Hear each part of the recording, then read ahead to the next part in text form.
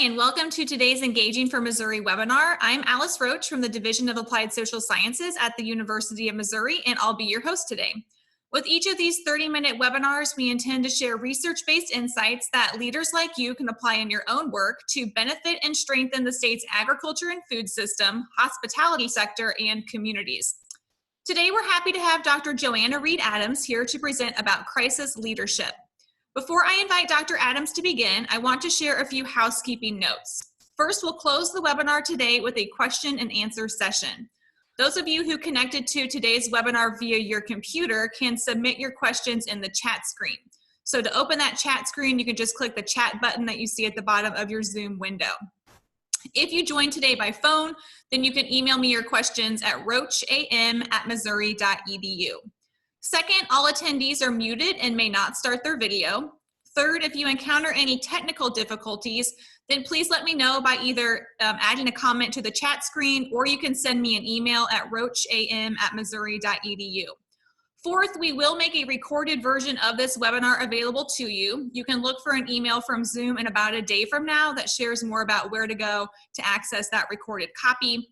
We also have an archive of all Engaging for Missouri webinars on the division's YouTube page.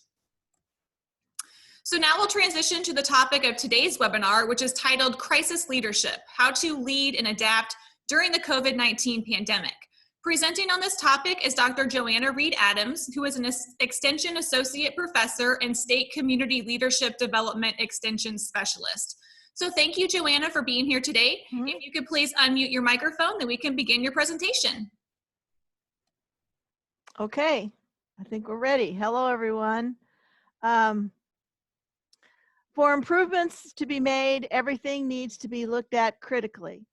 Looking for flaws and being critical for political gain is not productive. Finding what works and doesn't work leads to continuous improvement. It is a pleasure to be on this webinar path with you today. As Alice mentioned, put your questions and comments in the chat box and we'll address those at the end of the session. And I'll give you some opportunities to respond to some things as we go through the webinar today, and we'll address them at the end. So welcome. What is a crisis? For the purposes of our discussion today, it is all of the above. The emphasis is on stopping, a show stopping, people stopping, product stopping, country stopping, world stopping event. Media is a critical component of the crisis. It puts the spotlight on what your business, organization, and community represents, produces, etc. There is a significant interruption in business, whatever that business may be, whether a public agency, organization, community, or country. In this case, the triggering event is COVID-19. How you respond as a leader is of the utmost importance. All of you participating in this webinar perform leadership functions in your respective positions, whether it be in a frontline or administrative role or somewhere in between.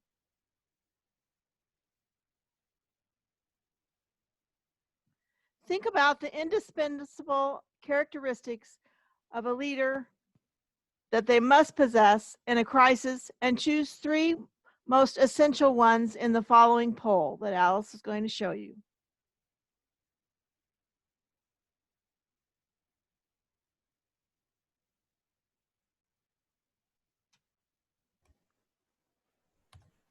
All right, if you could please respond to the poll question. Again, choose the 3 most essential characteristics for crisis leadership. So you can choose up to 3 different choices. So we'll give everyone a few moments to enter their selections.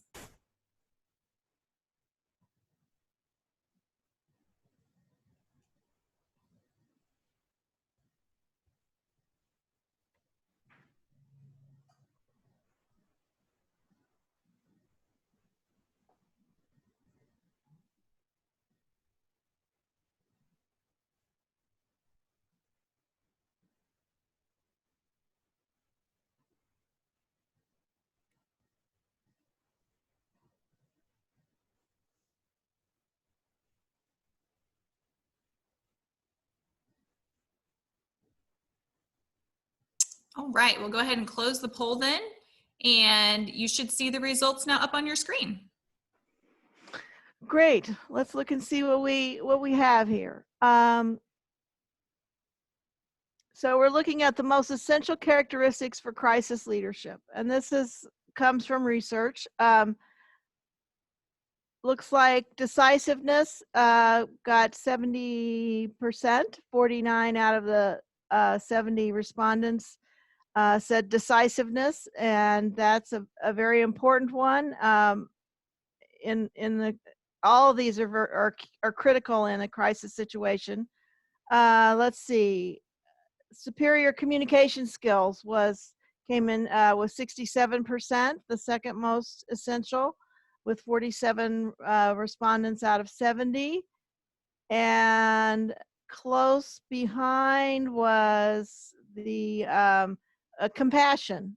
Is that right? Yeah, compassion.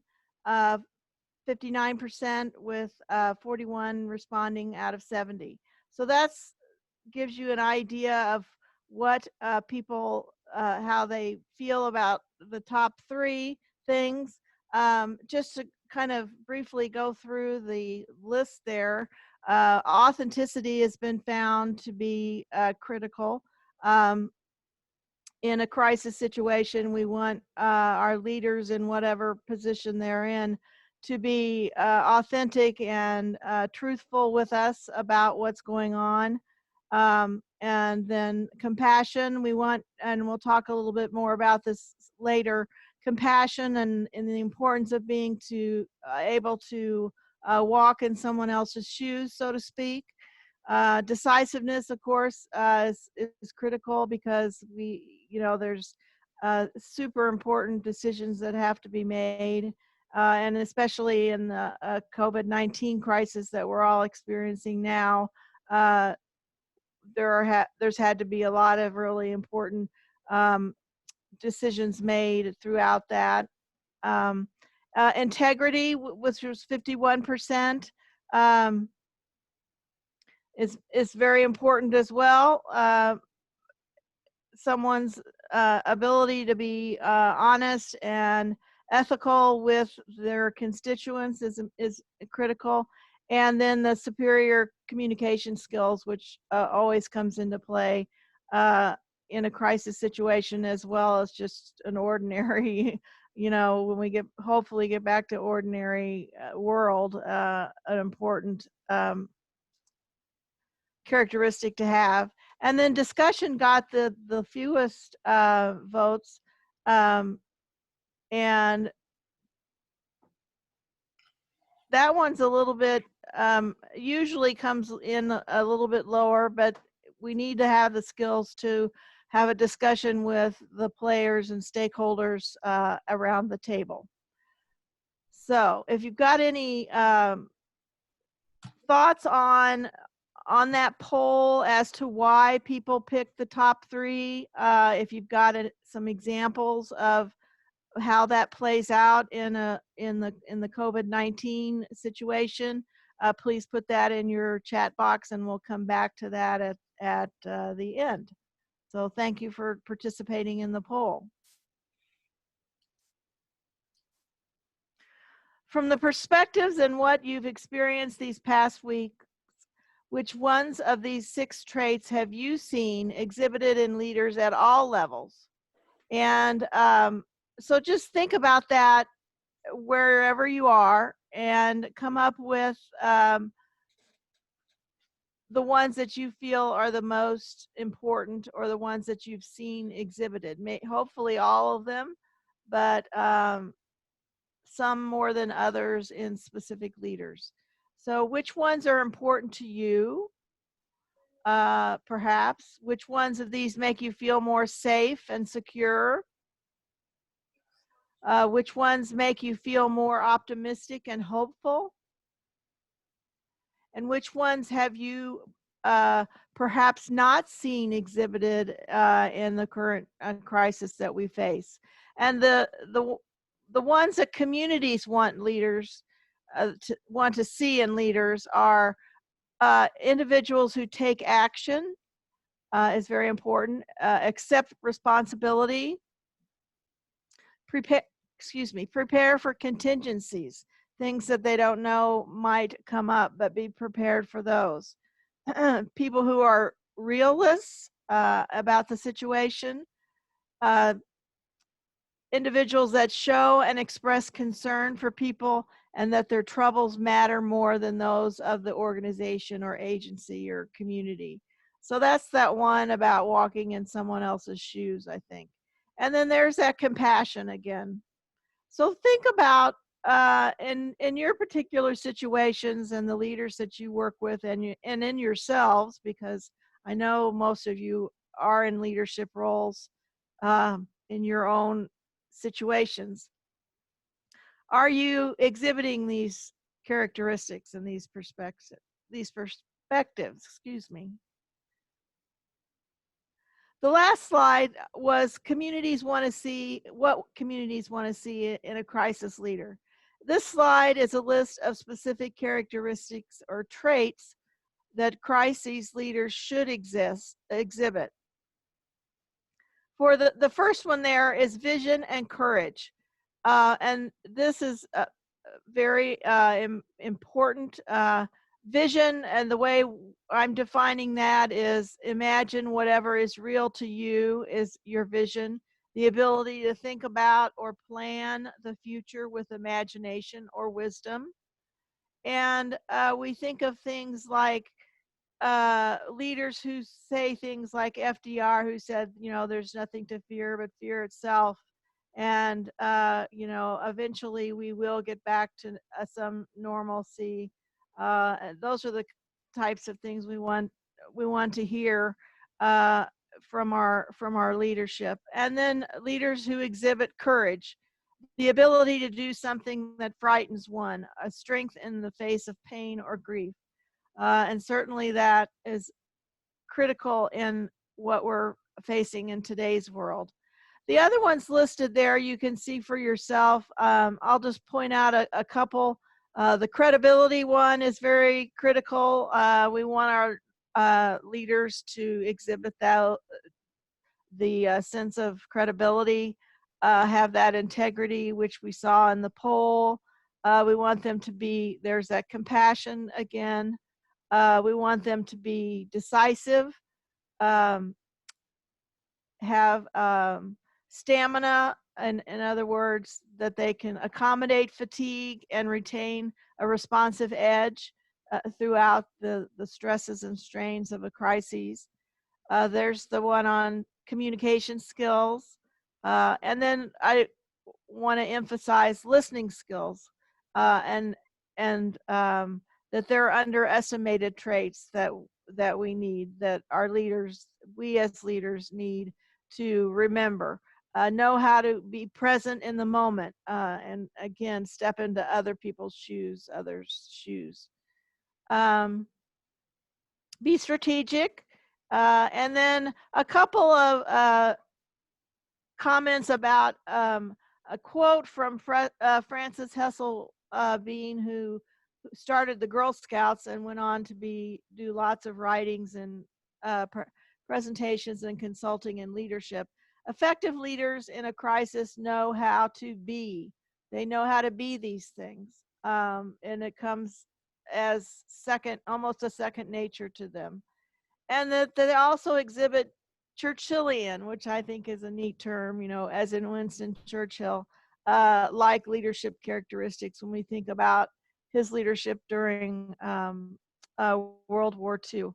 So think about some of these descriptors, and if you want to make any notes, please do in the chat box. Any questions or comments about these, we'll come back to them at the end. Okay.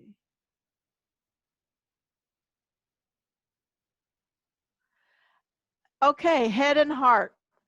Your head, our head. It's all about being rational and takes up decision making. And then in our heart, it gives us the ability to be. So those two, our head and our heart, must come together during a crisis. All good leaders demonstrate this.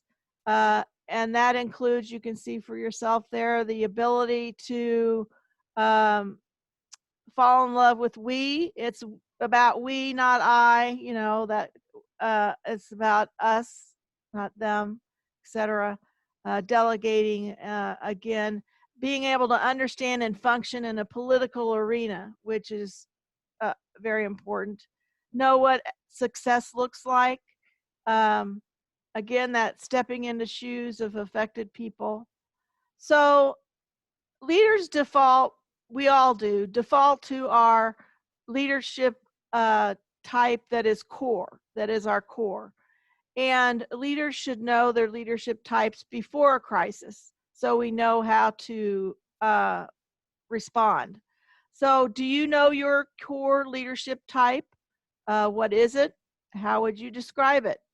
There's some great instruments out there if you've never done one to find out what your core leadership type is so you can be prepared for a crisis.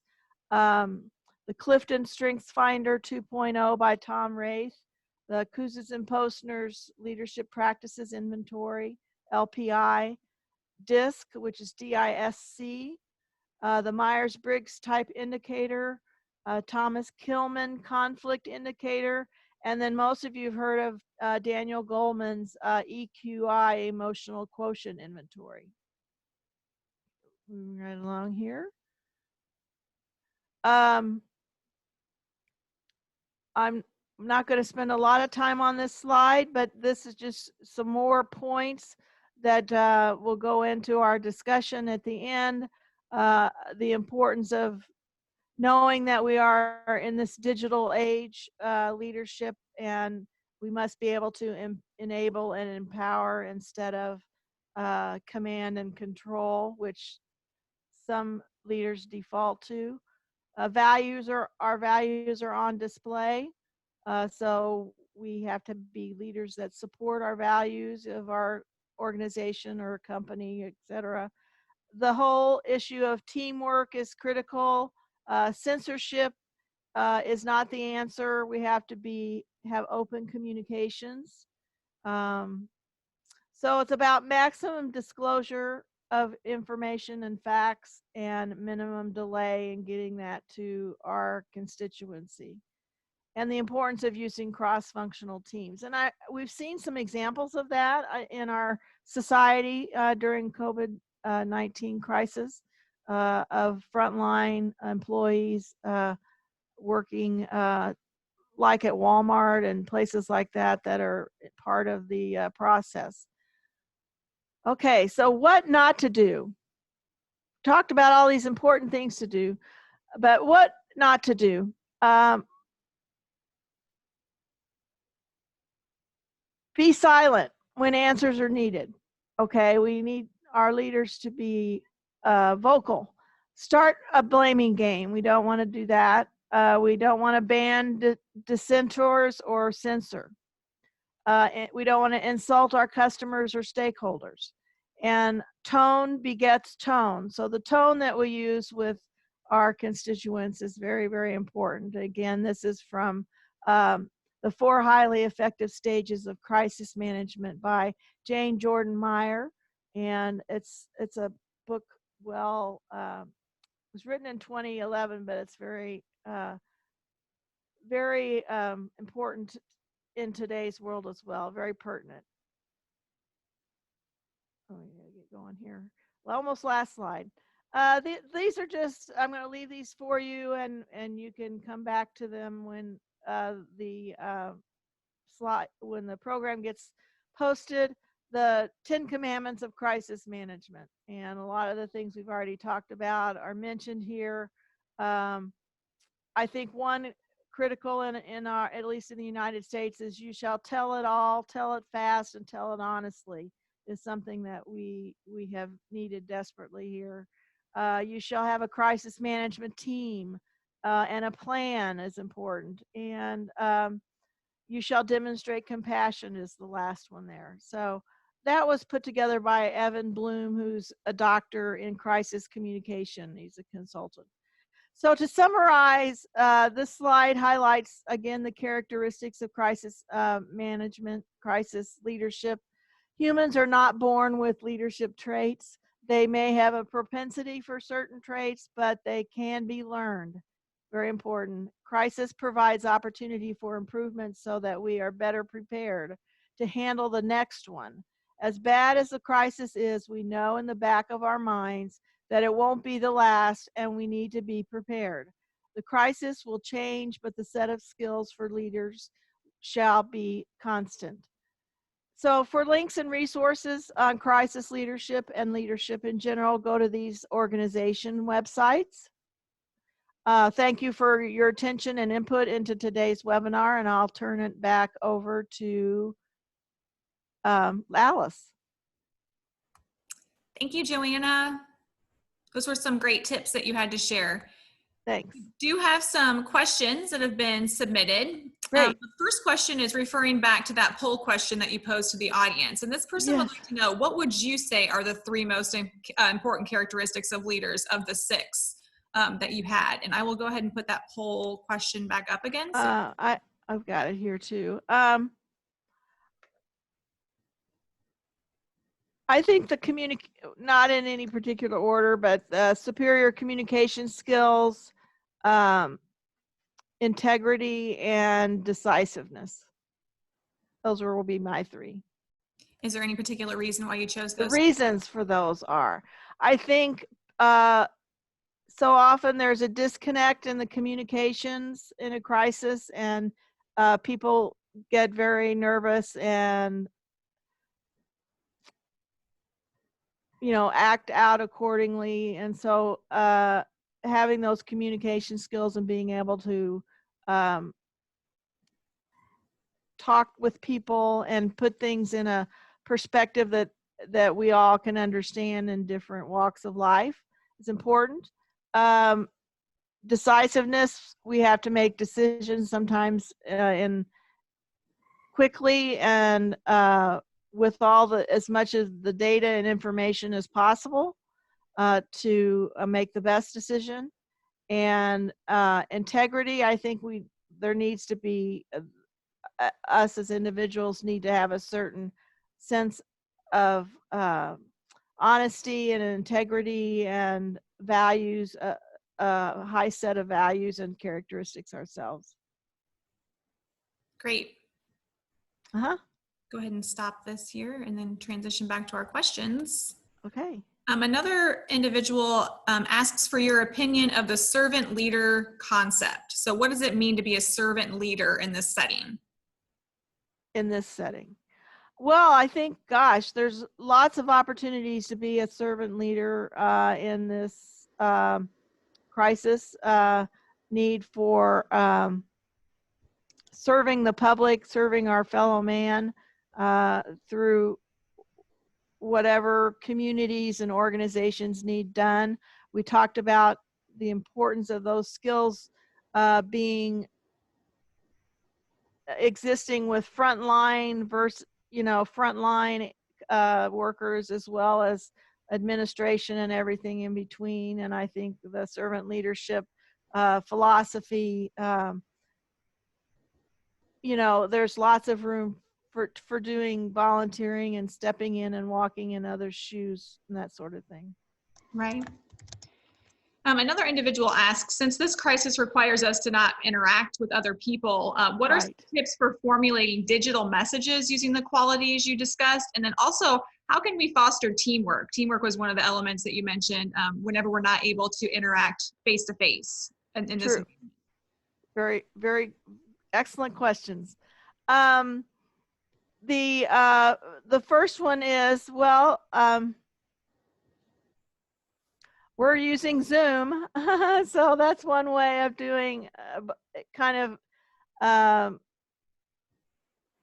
handling both of those things. Teamwork, we can at least communicate through Zoom and communicate through social media with the public and groups and that sort of thing, getting information out, trying to share resources, try to point people in the right direction to get resources. Teamwork, I think, is is a little bit more tricky in this venue because I mean, we can see and talk to each other via Zoom, but not everybody is connected, and so that makes it a challenge to work on a team. But I think technology is one way of dealing with those things, as well as um, you know, I guess that would be my response. Great. Someone else would like to know, can you speak a little about the power of collaboration? We kind of addressed that with teamwork, but how to collaborate in this environment? Sure.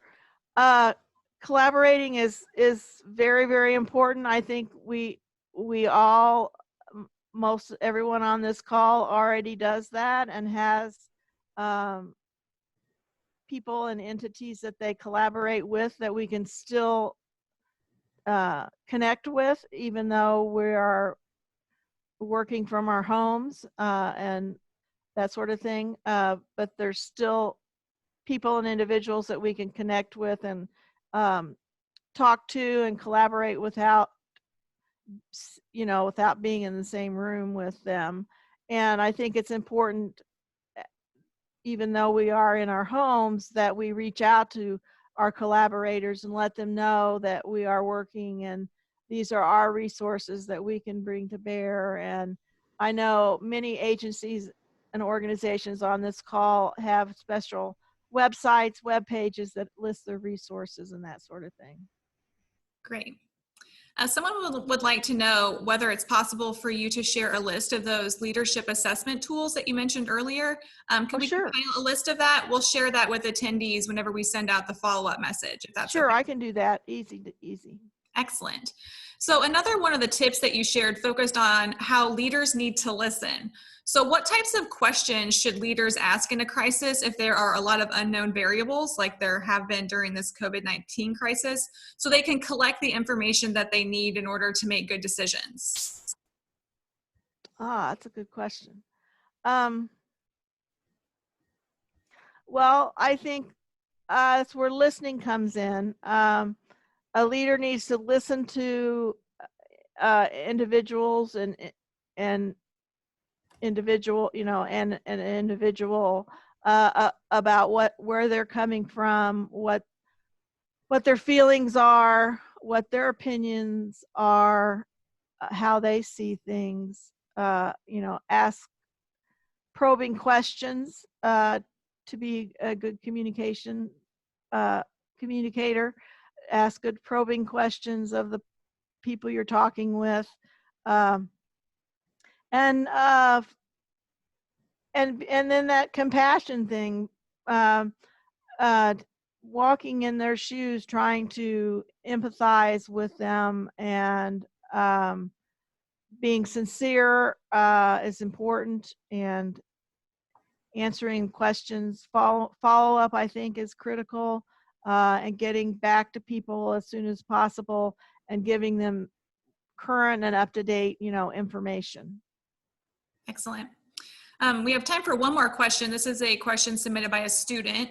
What are some ways individuals in a community can be leaders during a crisis if they don't hold any particular position of authority? So for instance, they're not in government, they're not business leaders or organizational leaders, but they still want to make an impact as a leader.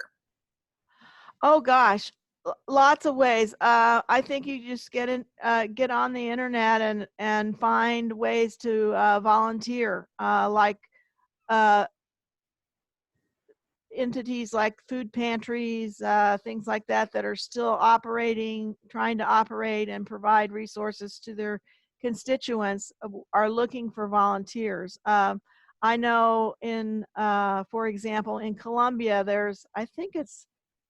I'm not sure what it's called, Go Colombia maybe, but it's an entity where you can get online and sign up to help. So there's lots of ways to lead, even in volunteer roles. And so I would reach out to existing agencies and organizations that do things like food pantries and community action agencies and even city governments are probably looking for volunteers to do things from home.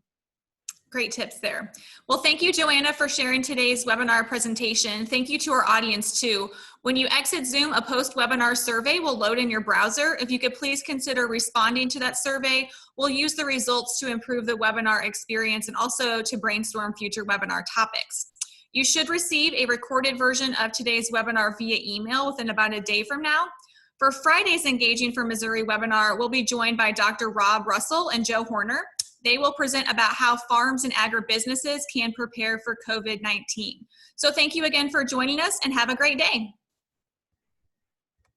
Thank you, Joanna. Thank you.